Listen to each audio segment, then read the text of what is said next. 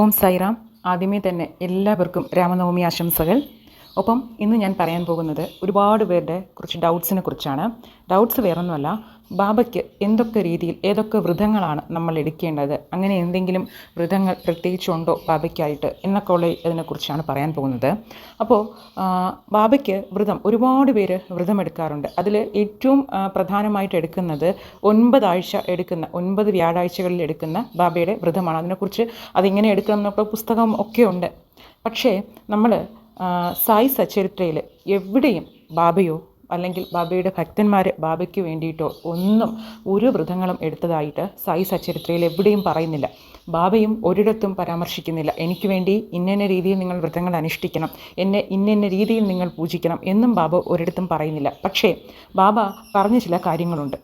ഒരധ്യായത്തിൽ ഒരിക്കൽ രാധാഭായ് ദേശ്മുഖ് എന്നൊരമ്മ നമ്മൾ സായി സച്ചരിത്ര അധ്യായത്തിൽ തന്നെ പറയുന്നുണ്ട്, ബാബയെ കാണാൻ വരികയും ഒപ്പം ബാബയോട് ഒരു കാര്യം ആവശ്യപ്പെടുകയാണ്. ബാബ എനിക്ക് ഒരു മന്ത്രമോ അല്ലെങ്കിൽ ഒരു ഉപദേശമോ നൽകാത്തിടത്തോളം കാലം ഞാൻ ആഹാരം പോലും ഉപേക്ഷിച്ച് വ്രതമിരിക്കും എന്ന് പറഞ്ഞ് ആ അമ്മ ഷിരിഡിയിൽ തൻ്റെ വ്രതം തുടങ്ങുകയാണ്. ബാബ എനിക്ക് എന്നാണോ എനിക്ക് ഒരു മന്ത്രമോ അല്ലെങ്കിൽ ഒരു ഉപദേശമോ തരുന്നത് അന്ന് മാത്രമേ ഞാൻ എന്തെങ്കിലും ആഹാരം കഴിക്കുകയുള്ളൂ എന്ന്. അങ്ങനെ ഇത് കുറേ ദിവസം ഇങ്ങനെ ഈ ഒരു വ്രതത്തിൽ ആ അമ്മ തുടരുകയും ഇതറിഞ്ഞ് ശ്യാമ, ബാബയുടെ അടുത്ത ഭക്തനായ ശ്യാമ ബാബയോട് പോയി പറയുകയാണ്, ബാബ ഇങ്ങനെ ഒരു അമ്മ ഇത്രയും ദിവസമായി അവിടെ വ്രതത്തിലാണ് ഇരിക്കുന്നത്, ആ അമ്മയ്ക്ക് എന്തെങ്കിലും ഒരു കാര്യം സംഭവിച്ചു പോവുകയാണെങ്കിൽ എല്ലാവരും ചേർന്ന് ബാബയെ കുറ്റപ്പെടുത്തും, അതുകൊണ്ട് ബാബ അടിയന്തരമായി എന്തെങ്കിലും ചെയ്യണം ആ അമ്മയ്ക്ക് വേണ്ടി എന്ന് പറയുന്ന സമയത്ത് ബാബ ആ അമ്മയെ വിളിക്കുകയും ബാബ അമ്മയോട് പറയുകയാണ്, എനിക്ക് എൻ്റെ ഗുരു നാളെ ഇതുവരെയായിട്ടും ഒരു മന്ത്രമോ ഒരു ഉപദേശമോ എനിക്ക് തന്നിട്ടില്ല. പക്ഷേ ഗുരു എന്നിൽ നിന്നും വെറും 2 രൂപ ദക്ഷിണ മാത്രമാണ് ചോദിച്ചത്. ഞാനത് ഗുരുവിന് നൽകുകയും ചെയ്തു. ആ 2 രൂപ ദക്ഷിണ എന്ന് പറയുന്നത് ശ്രദ്ധയും സബൂരിയുമാണ്. അതല്ലാതെ എനിക്കൊരു മന്ത്രമോ ഉപദേശമോ ഒന്നും എനിക്ക് തരാനില്ല. എൻ്റെ ഗുരു ഉപദേശിക്കാത്ത ഒരു മന്ത്രം ഞാൻ എങ്ങനെയാണ് മറ്റൊരാൾക്ക് പറഞ്ഞു കൊടുക്കുന്നത് എന്ന് ബാബ പറയുകയും ഒപ്പം ബാബ പറയുകയാണ്, എനിക്ക് വേണ്ടി അമ്മ ഇന്ന് തന്നെ ഈ വ്രതം അവസാനിപ്പിക്കണം എന്നും പറയുകയാണ്. ഇത് കൂടാതെ ബാബ കുറച്ച് ഉപദേശങ്ങൾ കൂടി കൊടുക്കുന്നുണ്ട്. അതിൽ ബാബ എടുത്തു പറയുന്ന ഒരു കാര്യമുണ്ട്, വിശന്ന വയറുമായി ഈശ്വരനെ പ്രാർത്ഥിക്കുന്ന ഒരുവൻ്റെ മനസ്സിൽ ഒരിക്കലും ഭക്തിയാകില്ല ഉണ്ടായിരിക്കുന്നത്. പകരം അവൻ അനുഭവിക്കുന്ന ആ ഒരു വിശപ്പും ആ ചിന്തകളും മാത്രമേ ഉണ്ടാവുകയുള്ളൂ. അവൻ എങ്ങനെയാണ് ഭക്തിയെക്കുറിച്ചും ഈശ്വരനെക്കുറിച്ചും ചിന്തിക്കാൻ സമയം കിട്ടുന്നത് എന്നും ബാബ വളരെ വ്യക്തമായി തന്നെ സായി സച്ചരിത്രയിൽ പറയുന്നുണ്ടല്ലേ.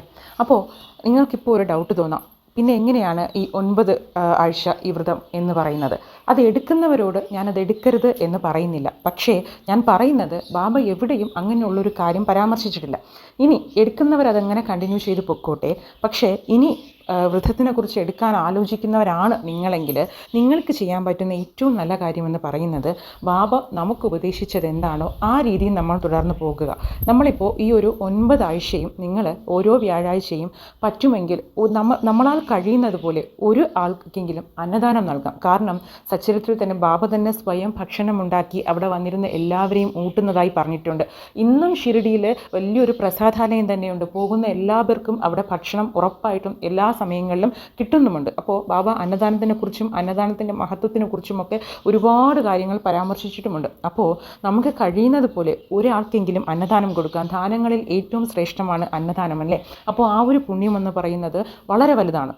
ആ ഒരു കാര്യം നമുക്ക് ചെയ്യാം ഈ 9 ആഴ്ചയും. അതുപോലെ തന്നെ നമുക്ക് വേറൊരു കാര്യം ചെയ്യാൻ പറ്റുന്നത് സായിനാഥ സ്തവനമഞ്ജരി വായിക്കാം. കാരണം സ്തവനമഞ്ജരി എന്ന് പറയുന്നത് ബാബയുടെ അടുത്ത ഭക്തനായ ദാസ്കനു മഹാരാജ് എഴുതിയതാണ് സ്തവനമഞ്ജരി.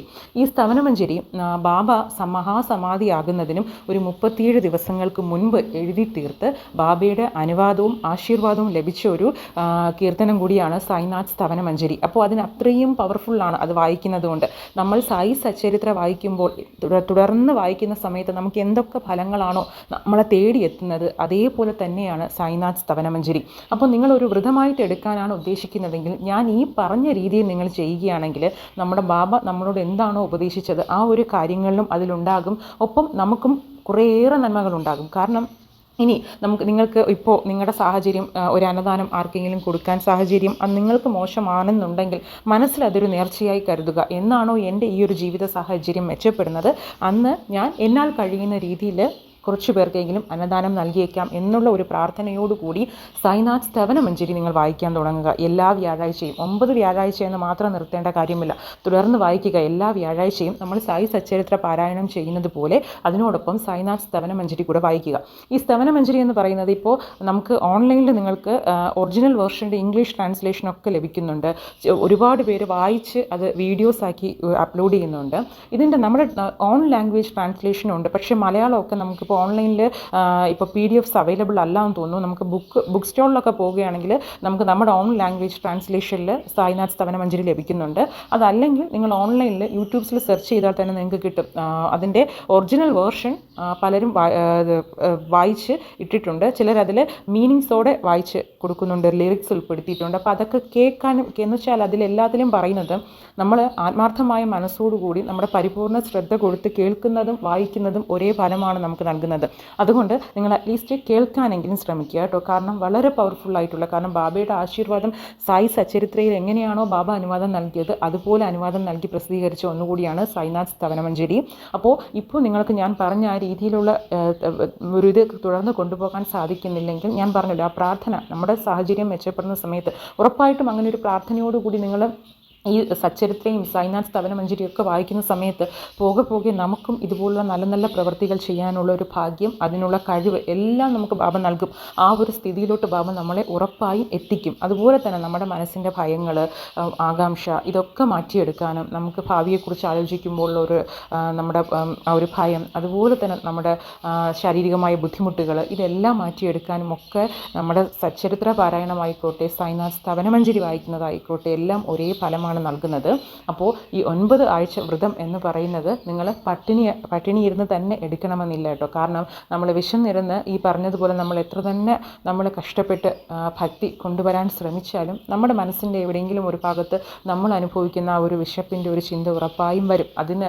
അതുകൊണ്ടാണ് ബാബ വിശന്ന വയറോടുകൂടി നിങ്ങൾക്ക് ഭക്തി എന്ന് പറയുന്നത് അസാധ്യമാണെന്ന് പറയാൻ കാരണം. അതുകൊണ്ട് തന്നെ ബാബയും പറയുന്നില്ല നിങ്ങൾ വിശന്ന വയറോടുകൂടി എന്നെ പ്രാർത്ഥിച്ചാൽ മാത്രമേ എൻ്റെ അനുഗ്രഹം നിങ്ങൾക്ക് ലഭിക്കുകയുള്ളൂ എന്ന്. അതുകൊണ്ട് ഞാൻ ഈ പറഞ്ഞ രീതിയിൽ നിങ്ങൾക്ക് നിങ്ങളുടെ ആ ഒരു വ്രതം കണ്ടിന്യൂ ചെയ്തു പോകാം കേട്ടോ. എടുക്കുന്നവരുടെ ഞാൻ തെറ്റെന്ന് പറയുന്നില്ല. നിങ്ങൾക്കത് സാധ്യമാണെങ്കിൽ അതുമായി നിങ്ങൾക്ക് മുന്നോട്ട് പോകാം. സാധ്യമല്ലാത്ത എല്ലാവരും ഞാൻ ഈ പറഞ്ഞ രീതിയിലും നിങ്ങൾക്ക് കൊണ്ടുപോകാം കേട്ടോ. രണ്ടിലും ഫലം ഒന്ന് തന്നെയാണ്. ഒപ്പം ഈ വീഡിയോ കാണുന്ന എല്ലാവർക്കും എല്ലാവിധ നന്മകളും ബാബ നൽകട്ടെ. ഓം സായിറാം.